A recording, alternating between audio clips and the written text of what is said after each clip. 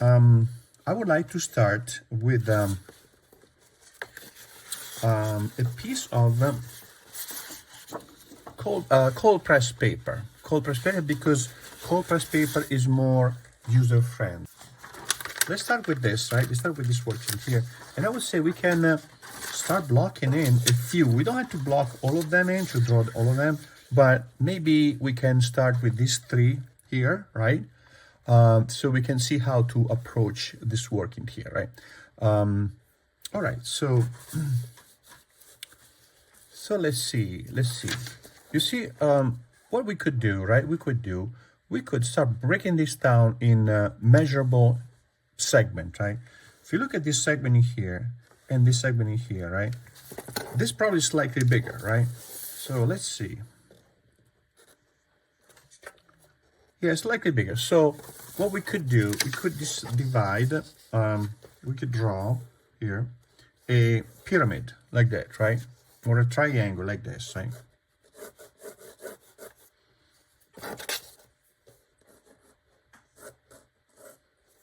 See this one here, right? This one, this is quite a sharp angle. This is less steep, right? And then we block in the base. Now, from here we can draw an oval right here, and this portion of this oval here, just barely an oval, should be bigger than this, and this segment in here would arrive about here, right? So let's see if it's true. Okay, that's pretty much the ratio. Even when we draw this, we don't need to be too curvy, right? Sinuous like that. We can still break up this in segments. See that? 1, 2, 3. See that? 1, 2, 3. Because later we're gonna paint on this, and we can change, put all the detail we want into it, right? But now we can still maintain a structural approach to this, right?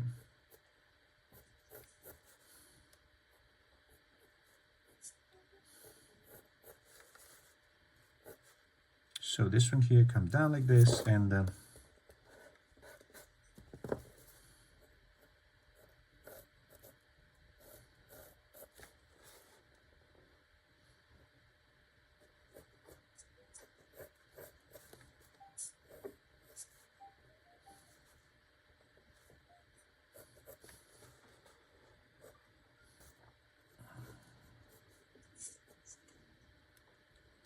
here.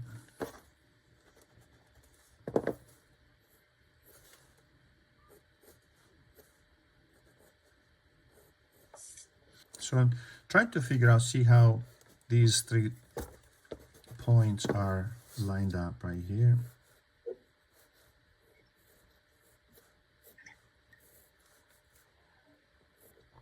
So these flowers in here are from Brazil. They were discovered in Brazil, the Gloxinia. There is an episode of these guys traveling, right? Well, I mean, this Bauer brother plus the botanist and gardeners that were working with him, that they discovered this plant, a palm, right? A palm tree, I think in Australia. And what they do, of course, they taste it. And they get very, very sick, not once, twice. I mean, you don't think one time would be enough. They ate the seed twice. And they thought they were going to die. But even as Bauer was thinking of dying, he still copied and drew as much as he could of that plant. So they really were incredibly motivated to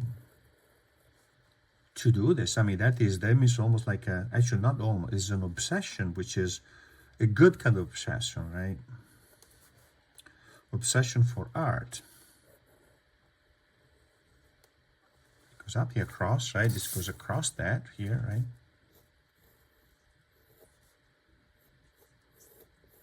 But during the expedition of these Bauer brothers, which I think was end of 1700, 1780, something 1770, like that, there were wars going on between England and France, etc.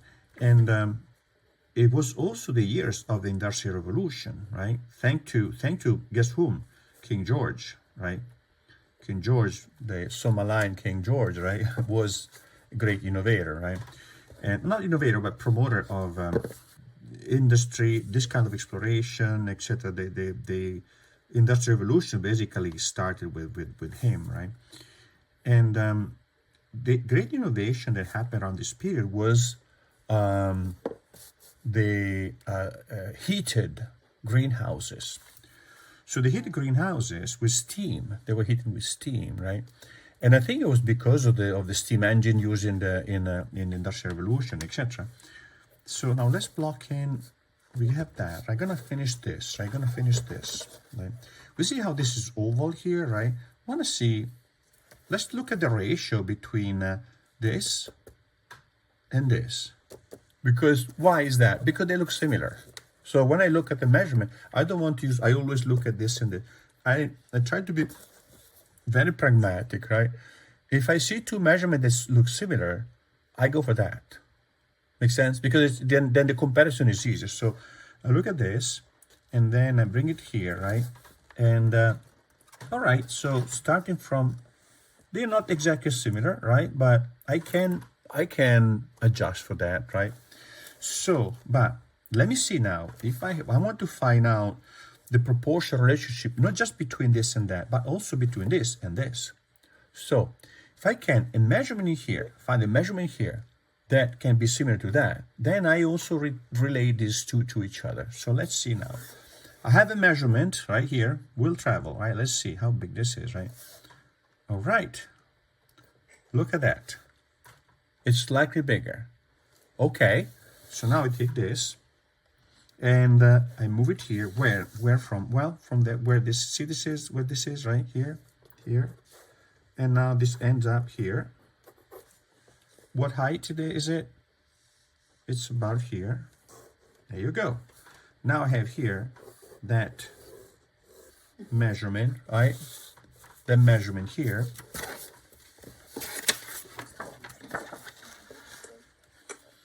And this measurement here is how much? Similar to that. Good. So take this, put it here, and that's the measurement. So now I want to see how big is this in relation to this. You should get to here. So what I'm trying to do here, it is a strange mix. It's very empirical, right? It's very kind of on the feel kind of thing. I have a basic idea of how this thing works, the proportionality, but on the feel, I got to adapt to the situation because things might change. So the important thing is that we find proportional relationships. How is one, that's the concept, proportional relationship. How is one measurement relating to the next? And then how all the measurements are relating to each other. So if I start with the flower, the first flower, and I find a few proportional relationships between the first flower, that becomes my ruler. That becomes a ruler. And I can use that to find other measurements, right? So anyway, so what happened is when they started heating the Kew Garden, they could keep orchids. And that would also could permit also to the botanists, to the gardeners, to adapt, to find, study species, keeping them alive, and see what, how best they could be used and exploited and basically monetized. So, but apparently they had also heated greenhouses, mini heated greenhouses in the ships, inside the ships. So they could keep the orchids alive because they would not survive a trip. They maybe as you navigate around the area where the orchids were found, all right. But as soon as you move into the northern hemisphere and go back out to England, that's it. Those poor things are gonna die, right? They don't have enough. So they were able to preserve them by heating. I mean, with the steam greenhouses.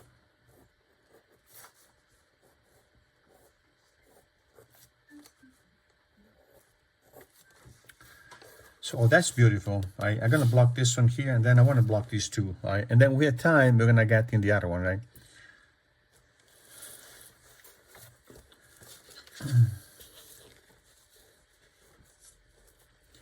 So let's see.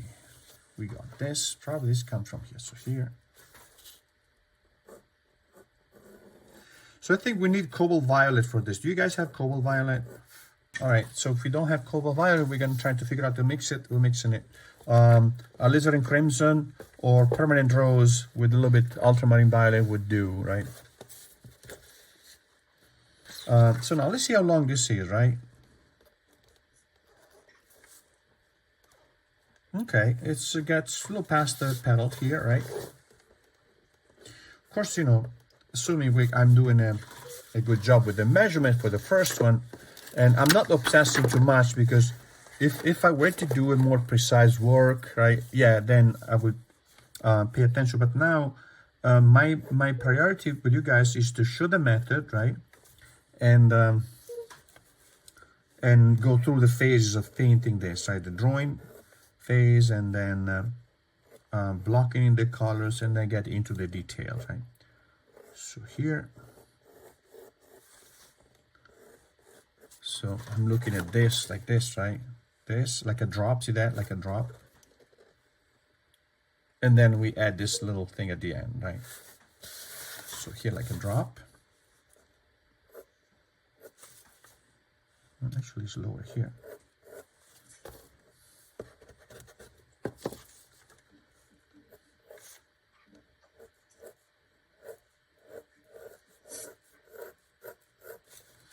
And then this thing at the end, the flower that is not open yet. And then this here, right? There you go, right? We got a few flowers here and there, but then we start. So 1, 2, we're gonna get 3 and 3 and 1, 3. Now I would like 1, 2, 3, 4, and maybe this one. I really like this one, right? Just to see, and then we block in later. We can add those if we have time left, right? Let's also eyeball it, right? Eyeball it is here, more or less, right? And maybe here, right? So the height of this is where? At the level of here. So that's the height, right? The width, how wide is this? How far out is this, right? This is the measurement, right? This is the measurement. And if I compare this measurement with now a known measurement, right? Let's see here. That's similar, right? So what I do, I have a measurement now. Now I go around, try to match them. I'm gonna be the matchmaker here, right? And these two match, see that? So now we're gonna take this and then put it here, right?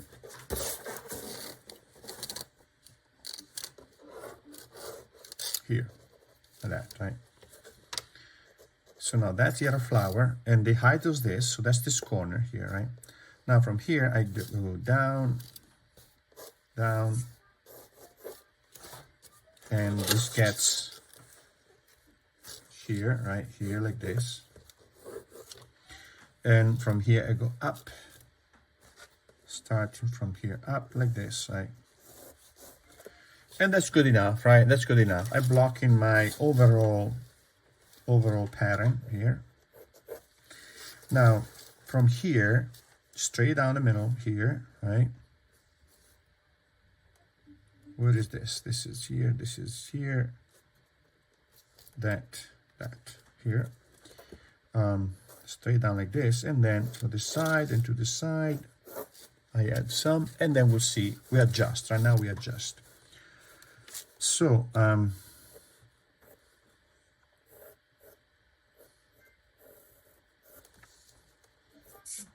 narrower here.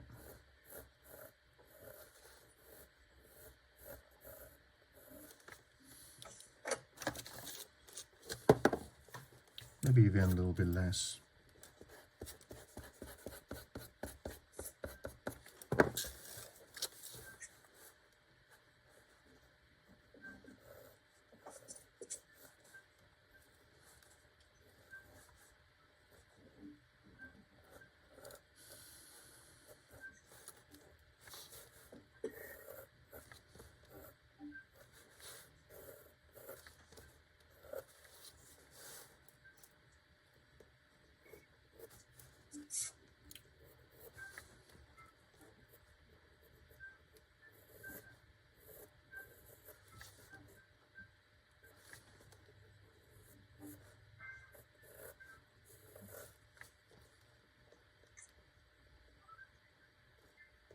This is here. I am blocking this here, this leaf in here, right?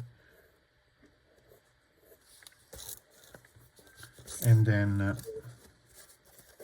I make them bigger than those, right? So meaning I'm not copying exactly the same measurement. The point is I need to find the scale, right? So these are there's a scale. So once I know the proportion relationship, I can make them bigger or smaller as long as I maintain the same ratio, right? I'm finding a ratio here in terms of proportions.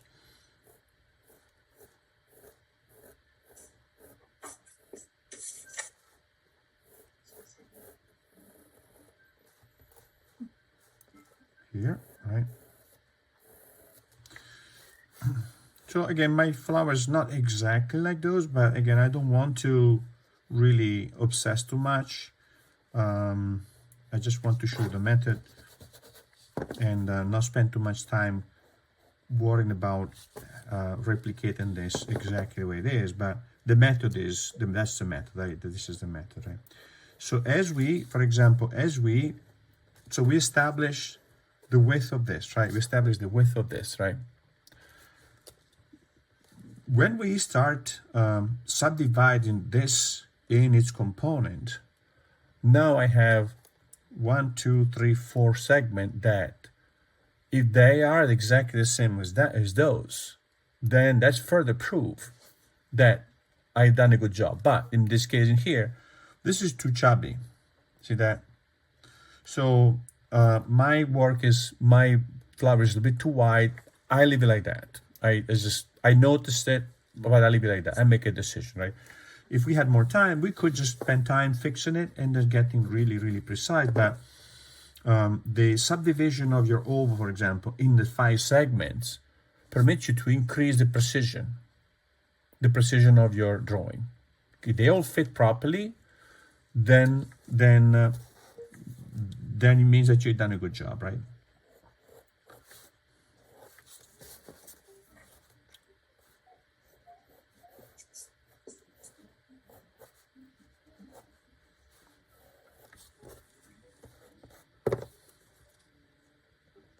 This is lower here, right? Could have been lower, that's fine, I'll leave it like that.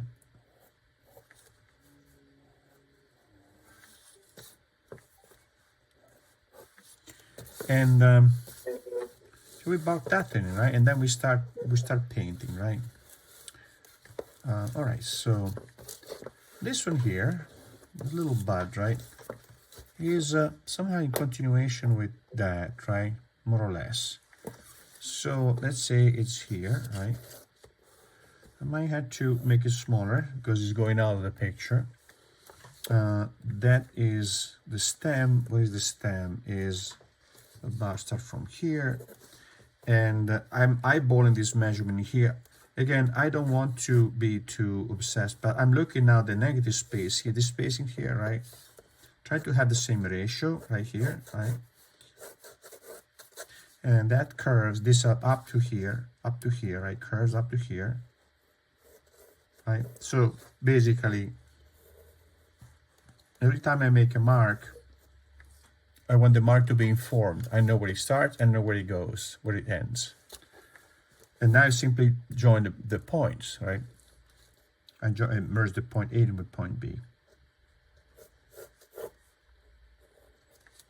So this is an elongated flower, and I put it here. I'm gonna put it here, and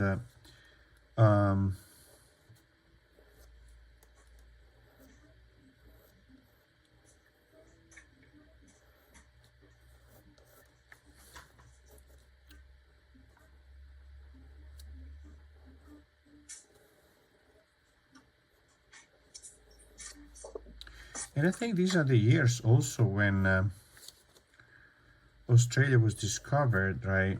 This is a 1770 something, right? 1778, 7. It's basically when anthropology really came to be, right? Modern anthropology, that is, right? Because before that, of course, we had the Greek and Ctesias, etc., discussing, talking about these other people, right? As many of these historians were traveling with the armies, like colonist army, are going to, along with army and writing about it, right? But in the stories of Ctesias, for example, we have these strange mythical people, right, that we know don't exist, right? But they were fantastic. I mean, they were really fantastical. For example, the people that were the Shapodi, right? One big foot. That was the guy, one big foot with a head and arm, and going bouncing around like that on one big gigantic foot. And when it was too sunny, they would just lie down on their back and their foot up over their head, like an umbrella. That was Ctesias, right? That was Ctesias, right? So, or people that had gigantic ears, right? Gigantic ears, and would do when they were cold, they would wrap their body around the ears, like bats, right? And all these fantastic people that were described by the Greeks, right? That Marco Polo also describes eventually, because they were coming from Ctesias, right? Actually, Marco Polo does not really describe them. They were added later on onto his books by people that translated it or plagiarized it and said, well, Marco Polo didn't mention these people that everybody knows they should be there. So he added the stuff to Marco Polo's voyages, right? I like this sleeve a lot. It's really beautiful. All right, so guys, what do you think? I think we can start with paint, right?